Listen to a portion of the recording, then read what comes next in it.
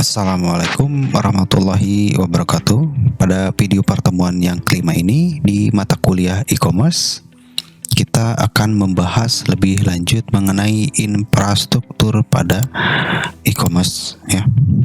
Yang mana di dalam e-commerce itu bukan hanya web saja, tapi ada beberapa faktor atau infrastruktur lain yang dapat mendukung berjalannya e-commerce ya.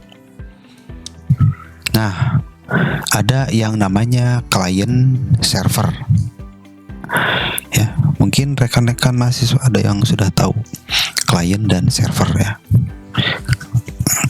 Pada dasarnya, client dan server merupakan konsep arsitektur perangkat lunak atau software yang menghubungkan dua objek berupa sistem client dan sistem server yang saling berkomunikasi melalui jaringan komputer maupun satu komputer yang sama.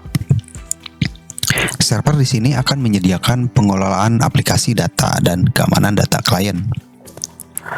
Pada fungsi pertukaran akses web, client server berperan sebagai program web browser yang dapat memberikan informasi kepada pengguna atau user di seluruh dunia. Hal ini serupa dengan akses email, database dan sebagainya ya, yang berkaitan dengan jaringan browser. Nah, di sini ada client server dan internet gambarnya. Aplikasi client server membutuhkan halaman website dan IP address dari server khusus. Nah, klien dapat meminta informasi pada server karena sebuah klien adalah pengguna informasi yang ada di server. Proses komunikasi selalu bergerak dua arah. Jika klien ingin menggunakan informasi, maka rute yang dituju selalu pada server. Klien tidak bisa berkomunikasi kepada sesama klien. Ya, jadi klien selalu melakukan request atau query terhadap server dan server melayani semua klien yang meminta request atau query ya. Selanjutnya, model client server adalah struktur aplikasi terdistribusi yang membagi tugas atau beban kerja antara penyedia sumber daya atau layanan yang disebut server dan pemohon layanan ya, yang disebut klien. Seringkali klien dan server berkomunikasi melalui jaringan komputer pada perangkat keras yang terpisah. Akan tetapi klien dan server dapat berada dalam sistem yang sama. Kemudian ada yang namanya host server ya. Host server menjalankan satu atau lebih program server. Karena di sini namanya host ya, yang berbagi sumber daya mereka dengan klien. Klien tidak berbagi sumber dayanya, tetapi meminta konten atau layanan dari server. Instrumen yang ada pada klien server pada dasarnya memiliki fungsi untuk penghematan bandwidth serta kinerja yang menggunakan peran server sebagai penyimpanan seluruh data yang digunakan oleh klien. Nah, si software klien hanya akan mendapatkan informasi yang diinginkan begitu klien mengakses dengan cepat ya, atau dengan segera. Saat ini, perlindungan informasi melalui server sudah dapat dienkripsi sehingga memungkinkan klien mendapatkan data yang aman. Fungsi nyata dari client server adalah seseorang dapat membuat bisnisnya sendiri melalui halaman web yang dibuat, sehingga klien dapat membagikan secara cepat untuk produk atau jasanya kepada user di seluruh dunia. Cara kerjanya, dalam konteks database, klien membuat sebuah halaman website melalui berbagai aplikasi software atau device hardware dengan memberikan visual halaman yang menarik atau disebut juga sebagai user interface. User interface yang jelas dan menarik akan mempengaruhi jumlah kunjungan kunjungan para user atau pengguna ya, sehingga menjadi elemen penting bagi klien untuk membuatnya. Proses pengaturan user interface tidak lepas terhadap peran server khusus, yaitu web server ya. Web server akan menerima permintaan dan menyimpannya dalam bentuk kode HTML dengan penyimpanan melalui workstation. Server tersebut nantinya akan memberikan feedback atau umpan balik secara cepat kepada klien dalam memberikan informasi yang diinginkan setelah klien menerima permintaan user. Selanjutnya, klien akan memeriksa sintaks atau bahasa komputer melalui pemrograman dan menghasilkan database yang dibutuhkan dalam bentuk SQL atau Structured Query Language atau bahasa lainnya. Nah, proses tersebut nantinya akan dilanjutkan ke server sehingga menunggu respon yang akan diberikan oleh server dalam bentuk sesuai user akhir. Setelah user merespon, kemudian akan memberikan permintaan database kepada klien untuk ditayangkan. Nah, selanjutnya, fungsi jaringan client server memberikan keuntungan banyak sekali ya. Nah, ini adalah beberapa keuntungan yang diberikan arsitektur client server bagi user atau bagi pengguna. Yang pertama, menyimpan big data. Datanya banyak sekali. Datanya yang bersifat besar ya. Melalui arsitektur ini, klien dapat menyimpan dan mengakses database yang sangat besar. Yang kedua, menaikkan kinerja. Dengan konsep client server, pengguna dapat meningkatkan kinerja akses data berupa informasi. Ya. Kinerja cepat dikarenakan seluruh data disimpan pada satu server yang dianggap multitasking, bisa melayani berbagai macam permintaan. Biaya penggunaan hardware atau perangkat keras menjadi kecil. Penggunaan client server memungkinkan pengguna tidak perlu membeli hard drive untuk menyimpan data. Kemudian yang selanjutnya yaitu mengurangi biaya komunikasi antar pengguna ya. Konsisten dalam hal ini, database yang diberikan akan meningkatkan konsistensi data ya. Karena satu data dapat diakses oleh beberapa user secara bersamaan.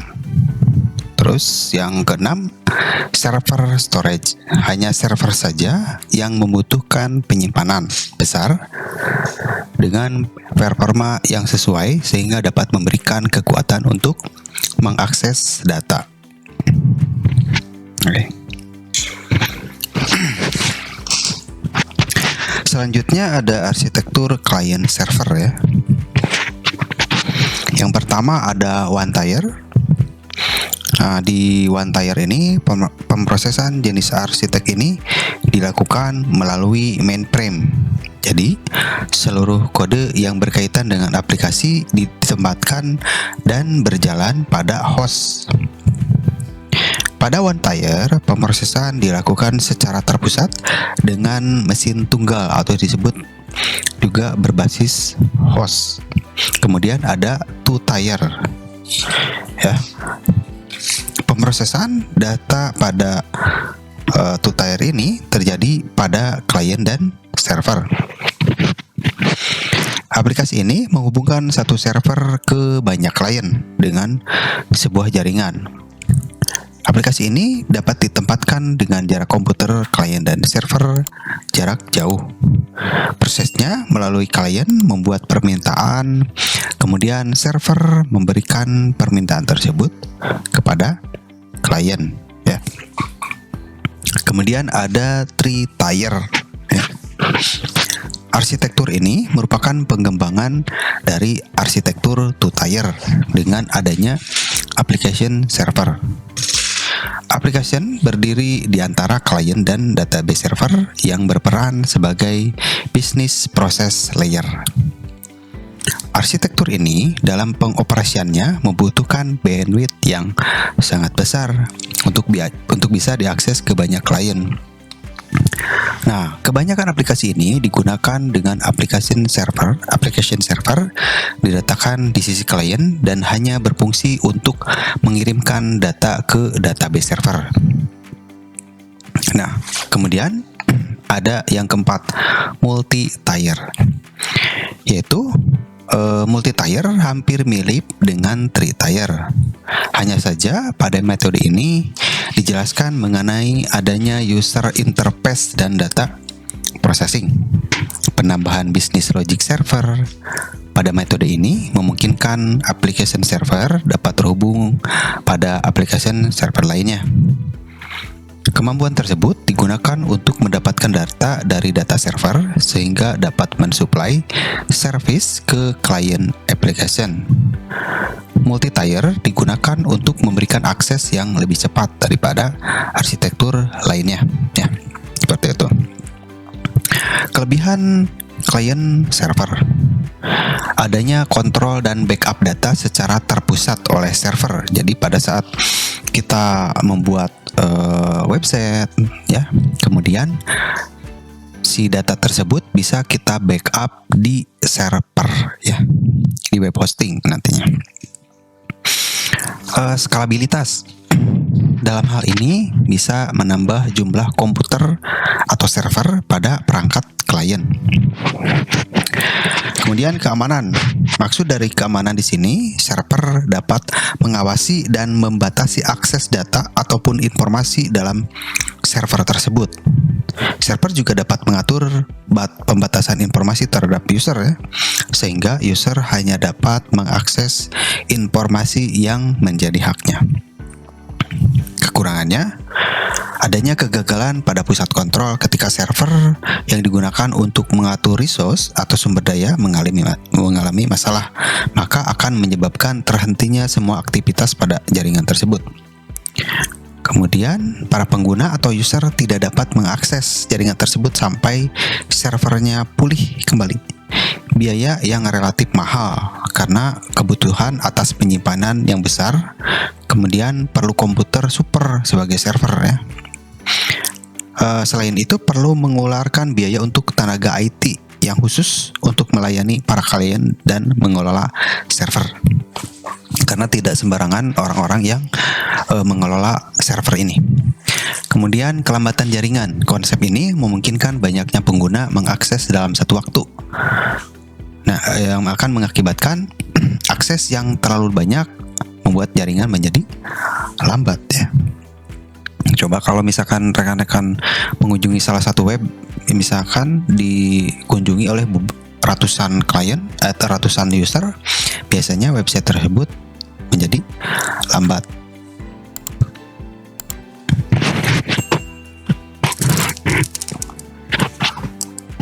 Selanjutnya ada domainnya. Domain adalah alamat yang akan mengantarkan kita ke website yang kita tuju.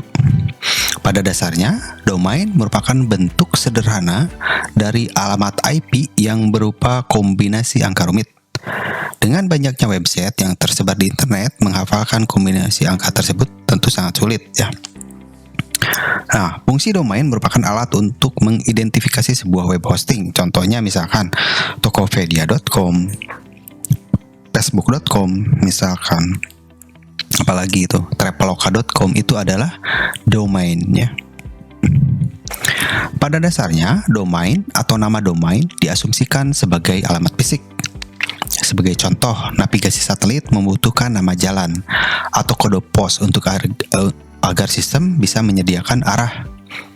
Sama halnya dengan web browser, ya, yang membutuhkan nama domain untuk mengarahkan para pengunjung ke website. Jadi kan dengan adanya domain kita udah tahu tuh bahwasannya telkomsel.com misalkan, silakan kunjungi seperti itu. Atau bukalapak.com, itu kan seperti itulah domain. Nama domain terdiri atas dua elemen utama. Misalnya nama domain facebook.com memuat nama website Facebook dan ekstensi nama domain itu .com, ya. Pada saat perusahaan atau orang pribadi membeli nama domain, maka mereka bisa membuat atau menentukan server agar nama domain bisa diarahkan. Nah, registrasi nama domain dikelola oleh organisasi yang disebut Internet Corporation for Assigned Names and Number, ya, ICANN, ya, ICANN. Organisasi tersebut menentukan ekstensi nama domain yang tersedia dan menjaga database agar tetap terfokus pada nama domain, ya. Kemudian setiap website yang Anda buka terdiri atas dua elemen utama, nama domain dan web server. Nah, web server adalah mesin fisik untuk menyimpan file dan database yang menyusun website dan menampilkannya kepada para pengunjung. Kemudian nama domain merujuk pada sederet nama yang diketik oleh para pengunjung situs di kolom pencarian Google misalnya, atau browser, ya. Tanpa nama domain, orang-orang akan mengetikkan alamat IP server untuk mengakses situs. Tentu saja hal ini sangat merepotkan kalau kita harus menginput dengan menggunakan alamat IP, ya. Tapi kalau kita menggunakan nama domain, itu akan lebih mudah, ya. Nah, berbagai tipe domain, ada top level domain. Seperti namanya, tipe nama domain ini merupakan top level dari sistem nama domain di internet. Tersedia ribuan TLD yang bisa Anda gunakan. Yang paling banyak digunakan antara lain ada .com, .org, .net, ya, .id, banyak. Daftar TLD resmi dikelola oleh organisasi yang disebut yang tadi, ya, yang ini beda lagi, Internet Assigned Number Authority. IANA mencatat bahwa daftar TLD juga menyertakan CCTLD dan GTLD, ya. Nah, kemudian ada County Code Top Level Domain, ya. Memuat nama domain yang hanya terdiri atas 2 huruf dan didasarkan pada kode negara, ya. Misalnya ada .us, .id, ya, .jp, ya, seperti itu. Biasanya CCTLD ini digunakan oleh perusahaan yang membuat dedicated situs untuk area-area tertentu, ya, seperti itu. Kemudian ada generic top level domain. Pada dasarnya, GTLD adalah TLD yang tidak menggunakan kode negara. Sebagian besar GTLD ditujukan untuk penggunaan website yang spesifik.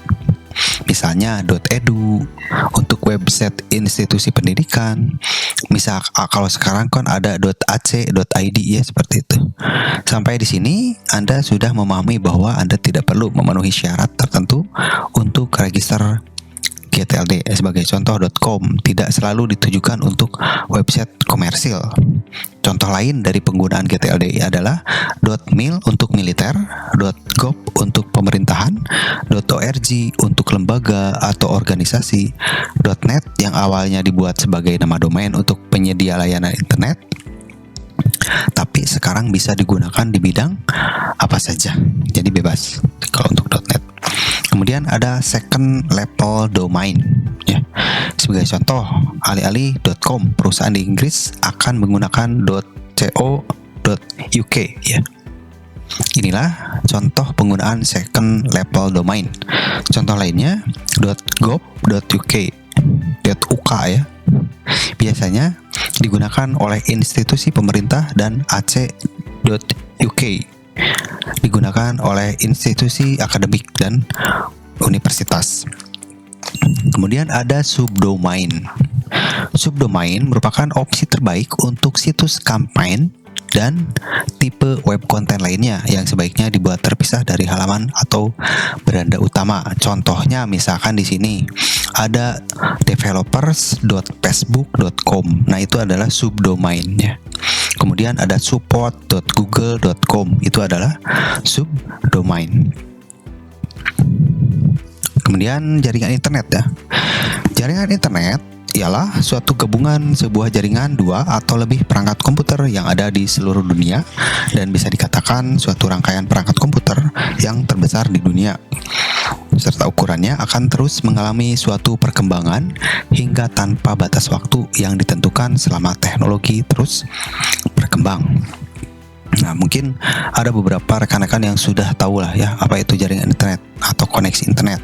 Merupakan sistem jaringan yang berkaitan di dalam suatu lingkup umum atau global yang bertujuan untuk memfasilitasi sebuah komunikasi layanan file atau data seperti transfer file, kemudian email, remote login, ya, dan lain sebagainya.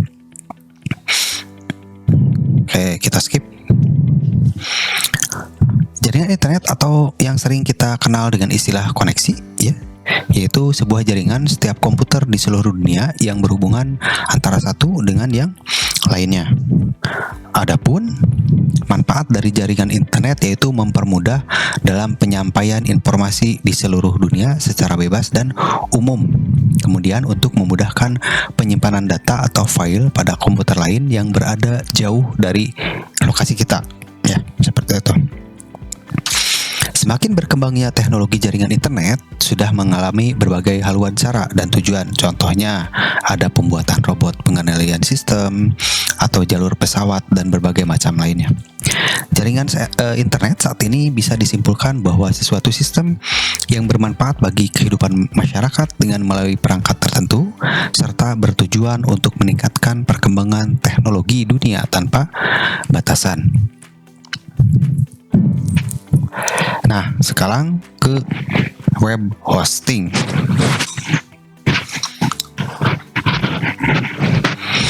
Web hosting adalah layanan online untuk mengonlinekan website atau aplikasi web di internet. Ketika kita membeli dan mendaftar di suatu layanan hosting, pada dasarnya kita sedang meminjam space di server, ya. Misalkan kita membeli hosting di Niaga Hoster, membeli hosting di hoster.co.id atau di Hostinger atau di rumah web seperti itu. Itu berarti kita sudah membeli atau meminjam space di server milik orang lain, tentunya yang menjual atau mendagangkan servernya secara berkala atau berbayar tahunan, ya. Tempat penyimpanan semua file dan data yang dibutuhkan oleh website agar dapat bekerja sepenuhnya, yang tadi, ya, kelanjutannya. Server merupakan komputer fisik yang dijalankan tanpa adanya interupsi sehingga website kita bisa diakses kapan saja oleh siapa saja. Nah, web host bertugas untuk menjaga server agar tetap aktif dan berjalan, ya, mengamankan dari serangan cyber dan memindahkan konten berupa teks, gambar, file dari server ke browser pengunjung situs. Jika kita ingin membuat website, maka langkah paling pertama yang harus dilakukan adalah mencari perusahaan hosting yang menyediakan space server. Bisa di rumah web, Niaga Hoster, di Hostinger, di Dewa Web, ya, bebas. Web hosting itu menyimpan semua file, aset, dan database pada server. Jadi ketika seseorang mengetik nama domain, misalkan www.unsap.ac.id, ya, di URL di browser, maka host akan mentransfer semua file yang dibutuhkan untuk menyelesaikan request. Selain menyediakan server space untuk website, penyedia web hosting juga menawarkan layanan lain terkait manajemen website seperti adanya sertifikat SSL, ya. Jadi pada saat kita mengunjungi salah satu situs biasanya ada yang sudah terpasang sertifikat SSL, ada juga yang tidak terpasang. Biasanya diawali oleh HTTPS, ya. Kemudian ada hosting email. Ada email berbasis hosting, misalkan admin@unsap.ac.id. Nah, seperti itu, ya. Kemudian adanya page builder, ya. Kemudian tool developer. Adanya layanan bantuan pelanggan melalui chat di website yang berkaitan.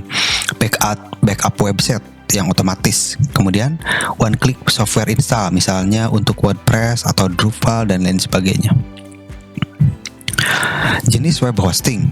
Ada beberapa jenis untuk web hosting. Yang pertama ada shared hosting ya. Shared hosting ini biasanya satu hosting bisa digunakan oleh beberapa domain ya. Banyak di sana.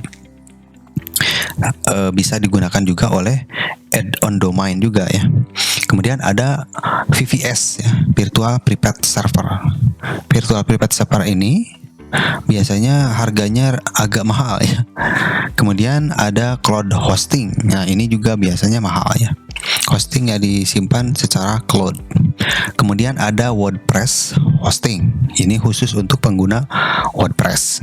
Dan yang kelima ada dedicated server hosting. Nah, shared hosting. Shared hosting merupakan tipe web hosting yang paling banyak digunakan karena paket ini menjadi pilihan yang cocok untuk blog atau website sederhana. Dengan shared hosting, kita berbagi server dengan klien lainnya di provider hosting yang sama. Website yang di-online-kan di server yang sama berbagi semua resource seperti memori, computing power, disk space, dan lain-lain ya. Kemudian kelebihannya apa? Murah, mudah digunakan. Kemudian free configure server ya. Control panel yang mudah digunakan. Maintenance dan administrasi server dilakukan oleh si penyedia hosting. Jadi kita tidak perlu repot-repot ya. Kekurangannya sedikit atau sama sekali tidak dapat mengontrol konfigurasi server karena sudah dikendalikan oleh penyedia hosting. Apabila traffic tinggi di website pengguna lain, maka hal tersebut akan mempengaruhi kinerja situs yang lainnya ya. Kemudian ada Virtual Private Server. Virtual Private Server hosting ini kita masih bisa berbagi server dengan pengguna lainnya. Akan tetapi penyedia web hosting telah mengalokasikan beberapa bagian untuk kita sendiri di server. Hal ini berarti kita mendapatkan space server yang dedicated ya, dan memperoleh sejumlah power computing dan memori. Selain itu, VPS hosting merupakan pilihan yang tepat bagi pengguna website bisnis yang trafficnya tinggi, tapi ini mahal ya. Kelebihan dari VPS ya, space server yang dedicated tanpa harus membeli server dedicated. Peningkatan traffic di website lain tidak berdampak bagi performa situs kita. Kemudian akses root ke server, scalability yang mudah dan dapat dikelola oleh sendiri. Kekurangannya sangat mahal jika dibanding dengan shared hosting. Harus menguasai informasi dan pengetahuan terkait manajemen server ya. Nah, kemudian ada cloud hosting. Cloud hosting merupakan paket yang paling banyak disukai di pasaran karena literally tanpa downtime ya. Dengan cloud hosting, kita dapat menggunakan sekelompok server. File dan resource direplikasi di setiap server. Ketika salah satu server cloud sibuk atau bermasalah, maka traffic situs akan secara otomatis di-route ke server lainnya dalam cluster. Jadi pada saat ada server yang dianggap sibuk, server cloud yang sibuk, maka traffic situsnya itu tidak akan bermasalah ya, karena akan secara otomatis di redirect ke root server yang lainnya yang masih di dalam cluster yang sama. Kemudian kelebihannya sedikit bahkan tidak ada downtime. Ini mah jadi pas respon ya, pada saat diklik kita akses websitenya langsung gitu ya, cepat. Jika server error sama sekali tidak akan mempengaruhi situs. Alokasi resource sesuai permintaan ya. Bayar sesuai dengan yang Anda gunakan. Kemudian lebih scalable dari VPS. Kekurangannya biaya sulit diperkirakan ya, karena fiturnya banyak, berarti biasanya lumayan biayanya juga ya tinggi ya. Akses root tidak selalu tersedia. Kemudian WordPress hosting merupakan bentuk lain dari shared hosting dan dibuat khusus untuk pengguna website WordPress. Server dikonfigurasi secara khusus untuk WordPress dan situs kita dilengkapi dengan pre-installed plugin terhadap hal-hal penting seperti caching dan keamanan. Karena konfigurasi sudah sangat optimal, maka situs kita akan loading lebih cepat dan terhindar dari masalah. Seringkali paket WordPress hosting menyediakan fitur tambahan terkait WordPress, kemudian tema WordPress-nya yang pre-design, drag and drop, page builder, dan tool developer yang spesifik. Nah, kelebihan murah ya, mudah digunakan, one click WordPress installation, performa yang baik, customer support menguasai hal yang berhubungan dengan WordPress, terdapat plugin dan tema WordPress yang pre-installed ya. Kekurangannya hanya bisa digunakan oleh website yang dibuat di WordPress ya. Masalah bisa muncul jika Anda ingin mengonlinekan banyak website di server, tetapi beberapa website Anda tidak dibuat menggunakan WordPress. Jadi kalau misalkan untuk WordPress dia lebih support ya. Tapi kalau misalkan kita akan menginstal website custom ya, misalkan menggunakan bahasa pemrograman PHP Laravel atau apapun itu ya, biasanya akan terdapat sedikit masalah seperti itu. Kemudian ada dedicated server hosting. Kita bisa memiliki server fisik sendiri yang secara khusus didedikasikan hanya untuk situs kita sendiri. Karena itu, penggunaan dedicated hosting sangat fleksibel. Jadi kita dapat mengkonfigurasi sistem operasi dan software yang ingin kita gunakan apa saja, serta setup keseluruhan aspek hosting sesuai dengan kebutuhan kita. Menyewa dedicated server sama bagusnya dengan memiliki server sendiri. Tetapi di dedicated server kita dibantu oleh customer support yang andal. Jadi ini pelayanannya bagus lah ya. Kelebihan, kontrol penuh terhadap konfigurasi server, keandalan yang tinggi, akses root ke server, keamanan terjamin. Hanya saja di sini kekurangannya itu biaya mahal ya. Harus mengetahui pengetahuan teknis terkait manajemen server. Kemudian ada istilah pada web hosting. Apa saja nih? Ada DSpace ya. DSpace adalah besaran kapasitas hard disk penyimpanan pada server yang kita gunakan. Jadi semakin banyak data yang disimpan pada server, maka penggunaan DSpace pun akan semakin besar ya. Jadi di DSpace ini ada misalkan isi file website ya, dan lain sebagainya. Kemudian, nah ini adalah ilustrasi dari DSpace ya.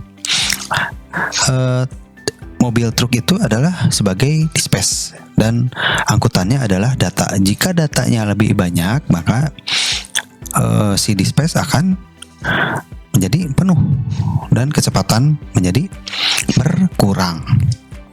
Kemudian ada bandwidth. Bandwidth adalah besaran hitungan transfer data yang terjadi antara server hosting dengan komputer pengakses. Semakin banyak pengakses, maka penggunaan bandwidth akan semakin besar. Ya, batas maksimal penggunaan bandwidth akan direset dari nol kembali setiap bulan. Ketika kita memilih hosting, jadi pastikan bandwidth bulanan kita mampu mengcover jumlah pengunjung bulanan rata-rata. Nah, ilustrasi bandwidth. Ya, pengakses 1, ada pengakses 2, pengakses 4, pengakses 3, pengakses 5 ya, seperti itu. Kemudian ada webmail, adalah fitur pengelolaan email pada server hosting yang berfungsi untuk mengelola email masuk dan keluar serta menyimpan data email yang kita miliki. Dengan fitur ini, kita dapat berkirim pesan menggunakan email dengan akhiran nama domain kita sendiri, misalkan info@domainku.com ya, seperti itu. Nah, ini ilustrasi webmail ya, mengirim dan menerima. Kemudian ada cPanel ya. Mungkin ada beberapa rekan-rekan yang sudah tahu cPanel ya. cPanel adalah kontrol panel server hosting yang berfungsi untuk mengelola dan mengatur fitur pada server hosting dengan tampilan grafik user interface yang menampilkan gambar ikon dan tulisan. Ibarat Anda menggunakan smartphone, tampilan smartphone merek A bisa berbeda dengan smartphone merek B, tapi pada dasarnya fitur yang di dalamnya sama. Ada fitur panggilan, SMS hingga kamera. Begitu pula dengan hosting ya. Nah, dengan adanya kontrol file ini, pengguna hosting pemula pun dapat mengelola file websitenya dengan mudah. Nah, ini adalah cPanel ya. Jadi ada di ada bagian file manager itu untuk mengatur beberapa file ya. Kemudian ada image, web disk usage, ada PHP my admin dan lain sebagainya ya. Kemudian nanti akan ada kuis ya. Silakan dikerjakan nanti untuk kuisnya. Baik, untuk video pertemuan yang kelima ini saya akhiri ya. Semoga bermanfaat. Assalamualaikum warahmatullahi wabarakatuh.